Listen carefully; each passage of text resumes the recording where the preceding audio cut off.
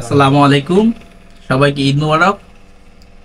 হঠাৎ করে রাতে বাড়িতে দাওয়াতে এখানে পিঠা, 3 জাতের পিঠা আছে। এই যে সাথে আছে এখানে মনির খান, কবিতা গায়ক, আর এই যে দেখেন ইমরান খান। দেখতে পাচ্ছেন, এই যে দেখেন পিঠা, এটা হচ্ছে পিঠা, পুলি পিঠা।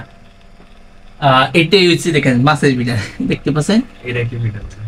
মনিকা, এইটা কি পিঠা? আমি দেখাইছি না, সঠিক বলতে। তুমি টেস্ট করে দাও। এটা বললাম ডুগা পিঠা, তেলের ডুগা আছে না এটা।